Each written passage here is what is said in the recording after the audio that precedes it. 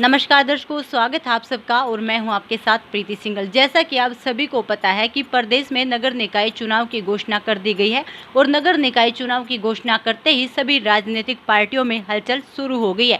19 जून को चुनाव के लिए वोटिंग होगी और इसमें सभी जो भावी उम्मीदवार हैं उन्होंने अपनी ताल ठोक दी है। उसी ताल के बीच आज मेरे साथ मौजूद है बीसी सेल के प्रदेश उपाध्यक्ष रमेश कश्यप जी। हम उनसे चुनावी चर्चा करेंगे।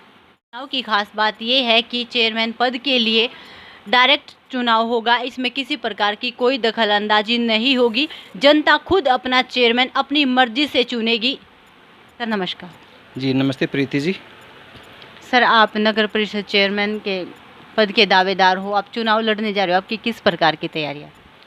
प्रीति जी, सबसे पहले तो मैं गोहाना वासियों को आपके चैनल के माध्यम से सिर झुका करके नमस्कार करता हूं। और जैसा कि आप कह रहे हैं कि नगर निगम के जो चुनाव हैं परिषद के, उसके लिए भारतीय जनता पार्टी ने पूरी तैयारी कर रखी है। अगर पार्टी कर्मठ और कार्यकर्ता समर्पित जो कार्यकर्ता है उनको अपना आशीर्वाद देगी तो हम 100% ये सीट जीतेंगे। सर, आपके चुनावी मुद्दे क्या क्या रहेंगे? किन मुद्दों को लेकर आप जनता के बीच में जा रहे हो? देखिए, सबसे पहले तो प्रीति जी, जो मुद्दों की बात है, मुद्दे हमारे पास बहुत सारे हैं। आदरणीय हमारे प्रधानमंत्री नरेंद्र मोदी जी ने, मुख्यमंत्री मनोहर खट्टर जी ने इतने विकास कार्य लोगों के लिए, इतनी जन सुविधाएँ हमारे बीच में रखी हैं और हम उनका प्रचार प्रसार कर रहे हैं। जैसे जन धन योजना है, स्वच्छता अभियान है, बुढ़ापा पेंशन है और बहुत सारी ऐसे योजनाएं हैं। बीपीएल्स के जो कि हर एक उज्ज्वला योजना है, बहुत सारी योजनाएं हैं जो हम प्रचार कर रहे हैं लोगों में जा कर के। आज भी मैं गोहाना में 15-20 जगह जा कर के लोगों से मिला हूं और अपने भारतीय जनता पार्टी की रीति नीतियों को लोगों को बताया है। सर, आपके सामाजिक कार्यों में क्या क्या भूमिका रही? सामाजिक कार्य में जैसे कि हमारा सबसे पहले तो जो गोहाना में जाम लगते हैं, इन पर पूरा फोकस रहेगा कि गोहाना को एक जाम से मुक्त कैसे बहाल किया जाए और कैसे जाम मुक्त गोहाना हो। और जैसे कि सामाजिक में, जैसे कि लोग बाग, हमारी जो जनता है सरकारी अफसरों के चक्कर काटती रहते हैं, उनका भी एक, जैसे वैसे तो हमारी भारतीय जनता पार्टी ने, आदरणीय मनोहर लाल जी ने ऐसी प्रक्रिया बना दी है कि दफ्तरों के चक्कर काटने नहीं पड़ेंगे। जैसे कि हमारी जो ये फैमिली आईडी जो बनाई है मनोहर लाल जी ने, उसके माध्यम से जन जो सुविधाएं हैं हमारी, वो ऐसी घर बैठे ही उनके सभी के सभी पूरी हो जाया करेंगी। उसमें ही उनका सारा का सारा डाटा फिट हो जाएगा। सर, आप बीजेपी से बीसी के प्रदेश उपाध्यक्ष हो और कई दिन पहले बीसी समाज के सभी लोगों ने इकट्ठा होकर शहर में रोष मार्च भी निकाला, सभा भी की। जो बीसी को 8% का आरक्षण मिला हुआ था, उस पर कोर्ट ने रोक लगा दी है और उस कोर्ट पर रोक लगाते हुए फैसले पे सरकार उस आरक्षण को दिए बिना ही आगे नगर निगम का चुनाव लड़ने जा रही है। आप इस पर क्या कहना चाहोगे? आपकी नज़र में इस समस्या का कोई समाधान है या नहीं है? उन समाज के लोगों का क्या होगा, उनके प्रति सरकार की सोच? देखिए प्रीति जी, जिस तरह की 8% का हमारे मुख्यमंत्री मनोहर लाल जी ने बीसी वर्ग को दिया था कि पंचायतों में 8% बीसी वर्ग को आरक्षण दिया जाए, ये सरकार की बिल्कुल एक नीयत साफ थी। मनोहर लाल जी ने बिल्कुल क्लियर कर दिया था कि आपको 8% हम पंचायतों में आरक्षण देंगे।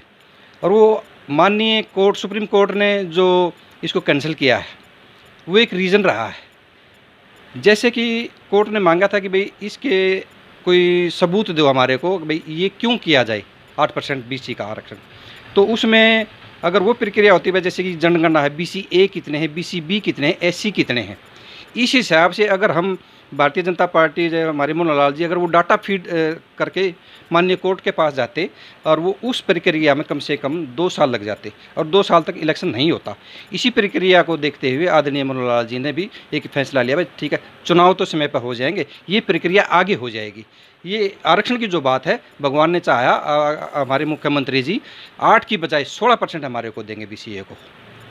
लगातार सर, गोहाना का मतलब 31 साल का पिछला इतिहास देखा जाए तो पिछले 31 साल के इतिहास में कोई भी ऐसे बीसी समाज का चेयरमैन नहीं बना है। जो पार्टी ने सौंप दिया उसी को जनता ने स्वीकार किया है, ऐसा क्यों?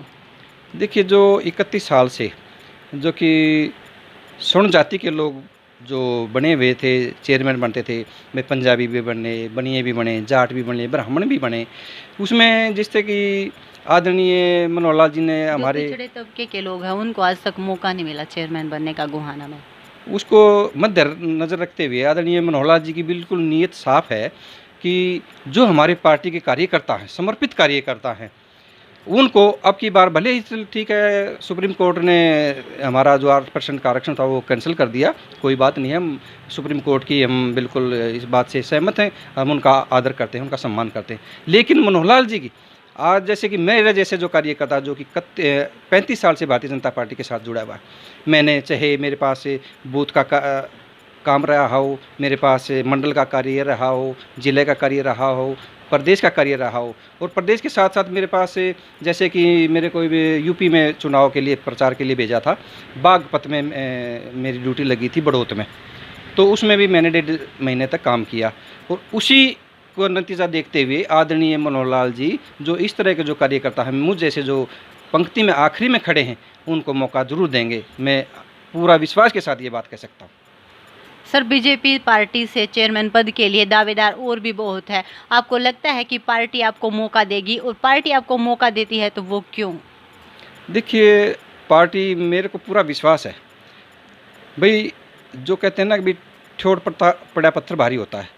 मैं शुरू से ही सन 87 से भारतीय जनता पार्टी का कार्यकर्ता हूँ।